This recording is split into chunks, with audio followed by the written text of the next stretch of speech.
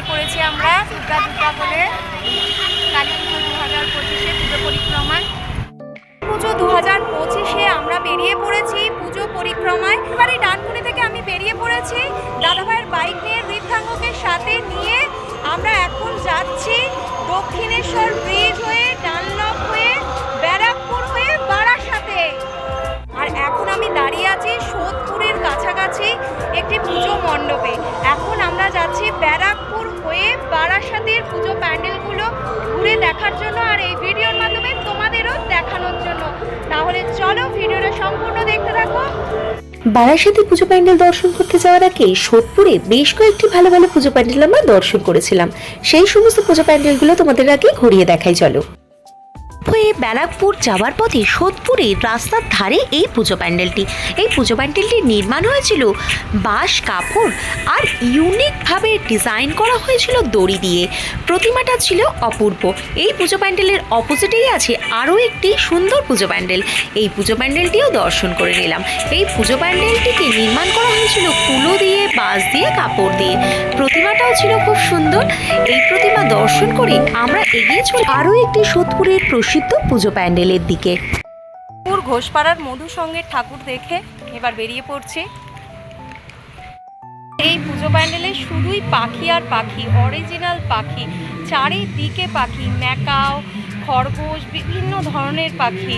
অত প্রজাতির হয়তো আমি নামও জানি না। প্যান্ডেলের মানে চারিদিকে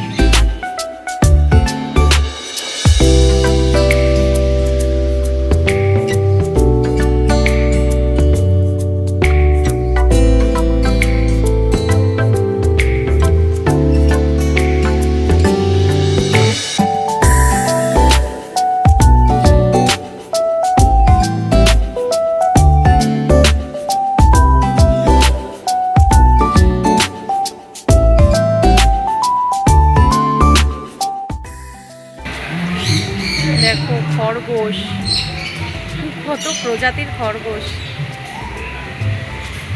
কি সুন্দর দেখতে খরগোশগুলো। আমার জীবৎকালে আমি এই প্রথম দর্শন করলাম পাখির প্যান্ডেল।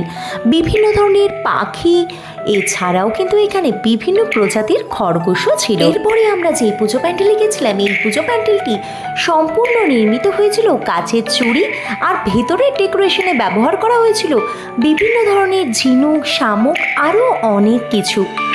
এই পুজো প্যান্ডেলটি কিন্তু সোদপুরের আরও একটি প্রসিদ্ধ পুজো প্যান্ডেল। পাখির প্যান্ডেল থেকে মাত্র 5 মিনিটের দূরত্বেই অবস্থিত এই পুজো প্যান্ডেলটি। পুরেই আরও একটি সুন্দর প্যান্ডেল, দেখো পুরো ঝিনুকের কাজ প্যান্ডেলের ভেতরটা, আর প্রতিমাটাও অপূর্ব হয়েছে।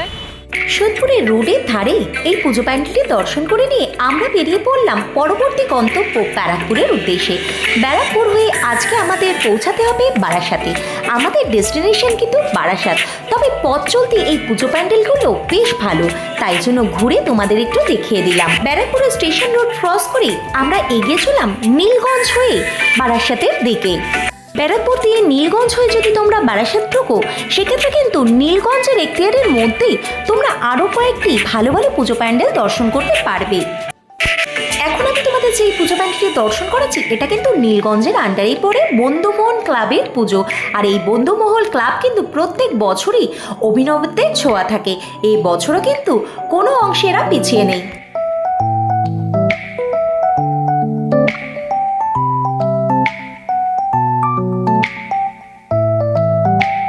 বন্ধুমহল ক্লাব থেকে বেরিয়ে সুভাষনগরের আরও একটি সুন্দর পুজো প্যান্ডেল আমরা দর্শন করলাম। এই পুজো প্যান্ডেলটি একটি পাহাড়ের আকারে তৈরি করা হয়েছিল, প্রতিমাও ছিল অপূর্ব।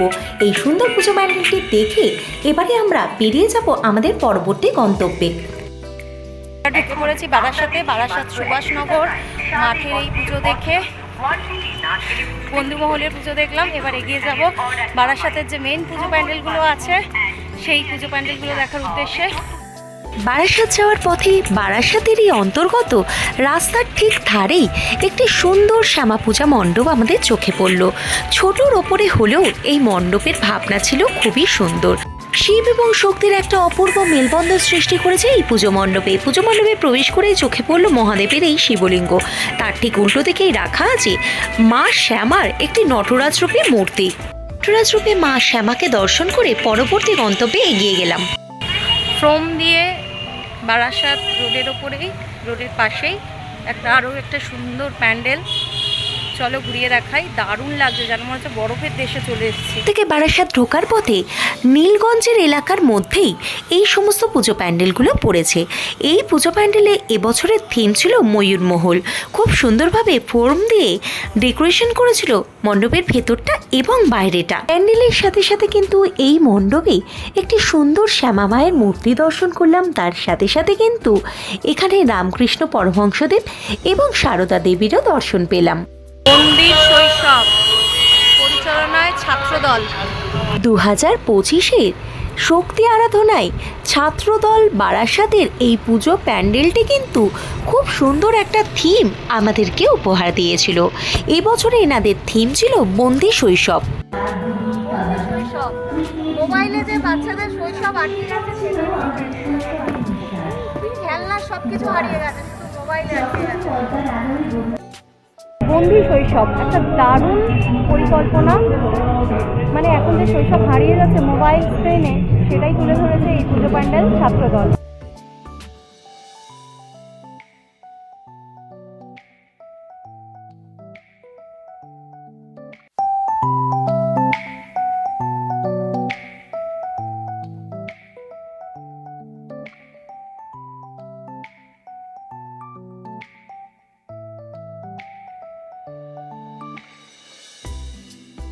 বারাসাত ছাত্রদলের পুজো দেখে আমরা এগিয়ে চললাম বারাসাতের পাঁচমাথার বুকে।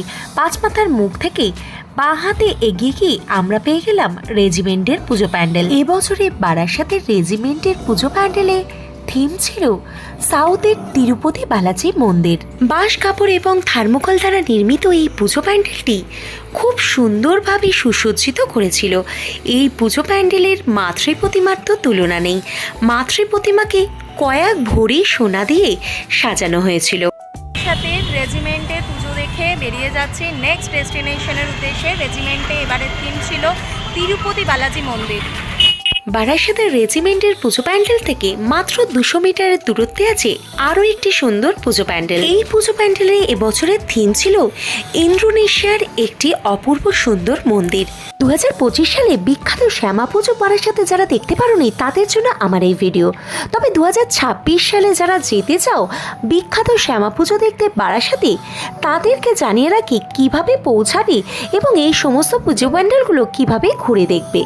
সমস্ত পুজো প্যান্ডেলগুলো ঘুরে দেখতে হলে তোমাদের প্রথমেই পৌঁছাতে হবে তোমাদের যে কোনো নিকটবর্তী স্টেশন থেকে শিয়ালদহ থেকে তোমরা বারাসাতগামী ট্রেনে উঠে বারাসাত স্টেশনে নেমে স্টেশন থেকে পায়ে হেঁটেই এই সমস্ত পুজো প্যান্ডেলগুলো ঘুরে দেখতে পারো, অথবা একটা টোটো গাড়ি বুক করেও এই সমস্ত পুজো প্যান্ডেলগুলো ঘুরে দেখে নিতে পারো। তবে তোমাদের উদ্দেশ্যে আরও একটি ছোট্ট ইনফরমেশন দিয়ে রাখি, বেলা 3টের পর কিন্তু এই সমস্ত পুজো প্যান্ডেলগুলো ঘুরে দেখতে হলে কোনো রকম টোটো গাড়ি পাবে না, কারণ নো এন্ট্রি হয়ে যায় রাস্তা।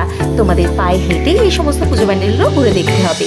যেই পুজো প্যান্ডেলটি ঘুরে দেখাচ্ছি এটি কিন্তু বারাসাতের একটি প্রসিদ্ধ পুজো প্যান্ডেল। প্রত্যেক বছরই অভিনবত্বের ছোঁয়া থাকে এই পুজো প্যান্ডেলের মণ্ডপ এবং প্রতিমায়।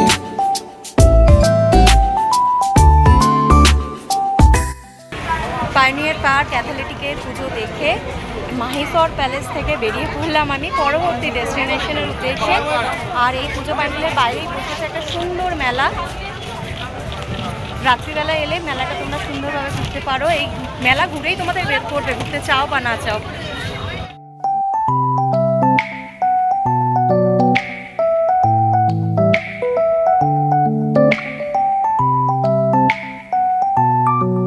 আজকে কিন্তু আমি আমার এই ভিডিওর মাধ্যমে বারাসাতের টপ 5 পুজো প্যান্ডেল তোমাদের দর্শন করালাম। তবে এখন যে পুজো প্যান্ডেলটা দর্শন করাবো সেই পুজো প্যান্ডেলটি কিন্তু বারাসাতের এবছরের টপ পুজো প্যান্ডেল। বারাসাতের আমরা সবাই ক্লাবের পুজোটি কিন্তু বারাসাতের এবার সেরার সেরা। এই পুজো প্যান্ডেলে এবছরের ভাবনা ছিল শ্রীকৃষ্ণের দ্বারকানগরী। এই পুজো প্যান্ডেলের মণ্ডপ সজ্জা থেকে প্রতিমা দুইয়েই ছিল বিশেষ চমক। সুসজ্জিত নিপুণ কারুকার্যমণ্ডিত এই পুজো মণ্ডপ যেমন সকলের দৃষ্টি আকর্ষণ করবে, সেরকম মাতৃ প্রতিমা কৃষ্ণরূপে কালীও সকলের দৃষ্টি আকর্ষণ করেছে। চলে এসেছি দ্বারকা নগরী। দেখো কৃষ্ণরূপে কালী, সুন্দর প্যান্ডেলটা। চলে এসেছি দ্বারকা নগরী। দেখো কৃষ্ণরূপে কালী, সুন্দর প্যান্ডেলটা।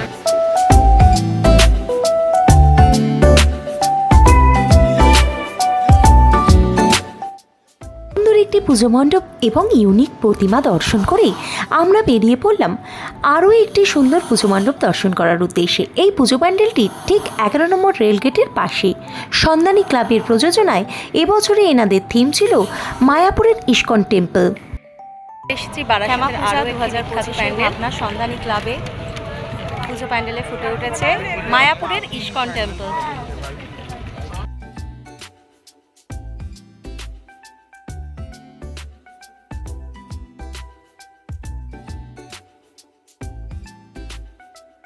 পুজো মণ্ডপ এবং প্রতিমা দর্শন করে এবারে বেরিয়ে যাচ্ছি আমরা। সুন্দর মাতৃ প্রতিমা আর পুজো প্যান্ডেল নিয়ে তো কোনো কথাই হবে না। তার সাথে ঠাকুর দেখা কমপ্লিট, এবার কিছু খাওয়া দাওয়া সেরে নিয়ে বাড়ি ফেরার পালা। বারাসাত রোডের পাশেই আছে লোকনাথ বাবার আশ্রম। লোকনাথ বাবার দর্শন করলাম এখন। বারাসাতে কালী পুজোয় কালী ঠাকুর দর্শন করতে এসে বাবা লোকনাথেরও দর্শন হয়ে গেল। তবে মন্দিরের ভেতরে তো ফোন অ্যালাউ নেই, বাইরে থেকেই মন্দিরটা তোমাদের ঘুরিয়ে দেখালাম। এবার আমরা এখান থেকে সোজা বেরিয়ে যাব। বারাসাত মানেই শ্যামা পূজার জন্য বিখ্যাত। বারাসাতে কিন্তু দূর দূরান্ত থেকে ভক্তরা ছুটে আসে বারাসাতের অলিতে গলিতে হওয়া পুজো প্যান্ডেলগুলো এবং প্রতিমা দর্শন করার জন্য। তোমরা যদি মনে করো বারাসাত স্টেশনে নেমে 11 নম্বর রেলগেটের ধারে বেশ কয়েকটি প্রসিদ্ধ পুজো প্যান্ডেল আছে, এছাড়াও তোমরা টাকি রোড ধরে হেঁটে গেলেও তোমরা প্রচুর পুজো প্যান্ডেল দর্শন করতে পারবে, কারণ বারাসাতের অলিত গলিতে প্রচুর পুজো প্যান্ডেল আছে। আমরা বারাসাতের পুজো প্যান্ডেল দর্শন করে নিয়ে বাইক ছুটিয়ে চলে এলাম সোজা ব্যারাকপুরে। ব্যারাকপুরে এসে দাদা বৌদিতে ঢুকে গেলাম বিরিয়ানি খাওয়ার উদ্দেশ্যে। তবে বিরিয়ানি খাওয়ার জন্য বেশ খানিকক্ষণ অপেক্ষা করতে হলো। তবে ঋদ্ধাঙ্গ আমাদের সাথে ছিল বলে খানিকটা রিকোয়েস্ট করে ঋদ্ধাঙ্গর নাম ভাঙেই আমরা ঢুকে পড়লাম বিরিয়ানি খাওয়ার জন্য দাদা বৌদির রেস্টুরেন্টের 3 তলায়। দাদা বৌদির বিরিয়ানি খেতে হলে কিন্তু বেশ খানিকটা লাইন দিতে হবে। 1 তলা 2 তলা 3 তলা থাকা সত্ত্বেও কিন্তু বেশ অনেকটা লাইন দিয়েই তবেই কিন্তু দাদা বৌদির বিরিয়ানি খাওয়ার জন্য তোমরা হোটেলের ভেতরে প্রবেশ করতে পারবে। আমরা বসে পড়লাম রেস্টুরেন্টের ভেতরে। রেস্টুরেন্টের ভেতরে ইন্টেরিয়র ডেকোরেশনটা কিন্তু খুবই সুন্দর ছিল। আমি ঋদ্ধাঙ্গ এবং ঋদ্ধাঙ্গর বাবা 3 জনে একটা টেবিলে বসে একটি চিকেন বিরিয়ানি এবং একটি মটন বিরিয়ানি অর্ডার করে নিলাম, সাথে ছিল স্যালাড। খাওয়া দাওয়া শেষ করে নিয়ে ব্যারাকপুর থেকে আবারও আমাদের গাড়ি ছুটতে শুরু করলো ডানকুনির পথে। আজকের মতো তাহলে বন্ধুরা জগদ্ধাত্রী পুজোর অগ্রিম শুভেচ্ছা জানিয়ে এই ভিডিওটাকে এখানেই শেষ করছি। খুব তাড়াতাড়ি নতুন ভিডিও নিয়ে নতুন ডেস্টিনেশনে দেখা হবে তোমাদের সাথে। ততক্ষণের জন্য সবাই ভালো থেকো, সুস্থ থেকো। আর এই ভিডিওটা যদি তোমাদের ভালো লেগে থাকে তাহলে অবশ্যই লাইক কমেন্ট করে দিয়ে আমার চ্যানেলটিকে সাবস্ক্রাইব করে দিয়ে যেও। টাটা।